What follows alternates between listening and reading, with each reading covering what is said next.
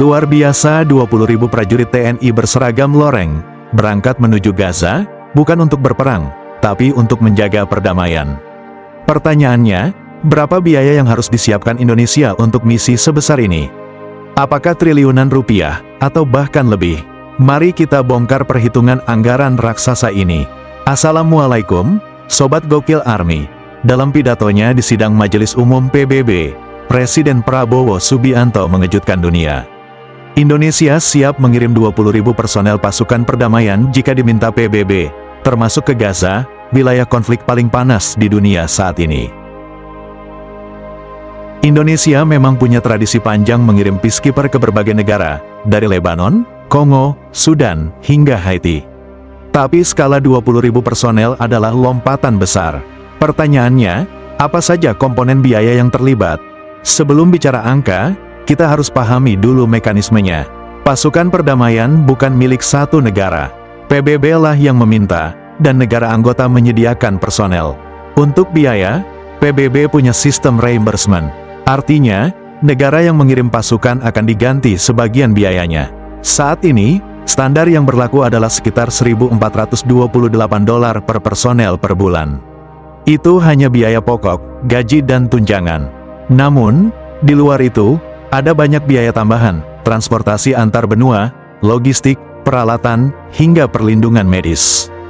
Dan biasanya, negara pengirim tetap menanggung sebagian besar beban awal sebelum diganti oleh PBB. Kalau kita pecah lebih detail, biaya misi raksasa ini terbagi dalam beberapa komponen besar. Pertama, gaji dan tunjangan prajurit. Walaupun PBB memberikan reimbursement, para prajurit tetap harus menerima hak penuh dari negara asalnya. Angkanya bisa mencapai belasan juta rupiah per bulan untuk setiap orang.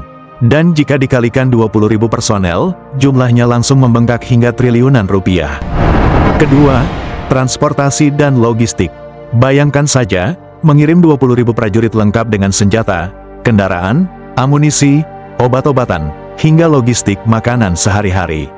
Itu berarti kapal perang, pesawat angkut, sampai puluhan kontainer harus digerakkan. Biaya yang tidak kecil, apalagi jaraknya ribuan kilometer dari Indonesia ke Gaza. Ketiga, peralatan dan persenjataan. Dari rompi anti peluru, helm, senapan standar, hingga kendaraan lapis baja atau rampur. Semua itu harus dipersiapkan dan sebagian besar ditanggung Indonesia sendiri. Keempat, dukungan medis dan asuransi. Misi ke Gaza jelas berisiko tinggi, maka harus ada asuransi jiwa, sistem evakuasi medis, dan rumah sakit lapangan yang siaga 24 jam. Kelima, komando dan infrastruktur pendukung. Mulai dari pos komando, jaringan komunikasi, kendaraan logistik, hingga perumahan darurat bagi prajurit. Semua ini wajib ada agar operasi bisa berjalan aman dan teratur. Setiap komponen tersebut bernilai miliaran, bahkan bisa mencapai triliunan rupiah jika dihitung dalam skala besar. Inilah yang membuat misi perdamaian skala 20.000 personel bukan sekadar soal keberanian, tetapi juga soal kemampuan anggaran negara. Sekarang, mari kita hitung sederhana, 20.000 personel dikali $1.428 dikali 12 bulan sama dengan $342,7 juta. Itu hanya biaya pokok yang bisa diganti PBB, tapi itu belum termasuk logistik. Katakanlah logistik butuh tambahan 75% dari biaya pokok. Itu sekitar $257 juta. Tambahkan juga biaya risiko, rotasi personel, perawatan alat, asuransi. Katakanlah sekitar 20% lagi, atau hampir $120 juta. Jika kita jumlahkan, totalnya mencapai sekitar $700 sampai 800 juta per tahun. Kalau kita ubah ke rupiah dengan kurs Rp15.000 per dolar, angkanya jadi sekitar 10,5 triliun rupiah sampai 12 triliun rupiah. Ya, benar. 10 triliun lebih hanya untuk 1 tahun misi. Untuk perbandingan, anggaran pertahanan Indonesia tahun 2025 berkisar 135 triliun rupiah.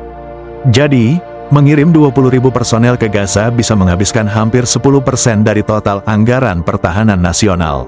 Ini angka yang luar biasa besar, mengingat Indonesia masih perlu modernisasi alutsista, perawatan pesawat tempur, kapal perang, dan lain-lain. Namun, perhitungan tadi belum tentu final. Ada banyak faktor variabel. Jika PBB menanggung lebih banyak biaya, beban Indonesia bisa berkurang. Jika akses ke Gaza sulit, biaya transportasi bisa berlipat ganda. Jika misi berlangsung lebih lama dari setahun, totalnya bisa berpuluh triliun. Rotasi prajurit setiap 6 bulan bisa menambah ongkos penerbangan besar-besaran.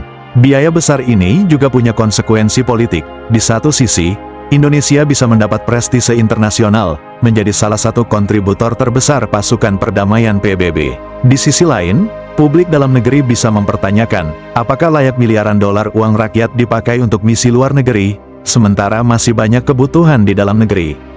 Jadi, jika benar 20.000 prajurit TNI dikirim ke Gaza, Indonesia mungkin harus menyiapkan anggaran sekitar 10 triliun hingga 12 triliun rupiah per tahun. Itu angka kasar, dengan asumsi logistik, tunjangan, dan risiko ditanggung bersama dengan PBB. Misi ini jelas bukan sekadar urusan militer, tapi juga soal diplomasi, keuangan negara, dan citra Indonesia di mata dunia. Bagaimana menurut kalian? Apakah langkah ini layak, atau justru terlalu mahal? Tulis pendapatmu di kolom komentar. Dan jangan lupa, like, share, dan subscribe agar tidak ketinggalan analisis militer lainnya. Sampai jumpa di video berikutnya. I don't ever slow up, no I don't take sh- I got no love for the fakeness. If you wanna play tough and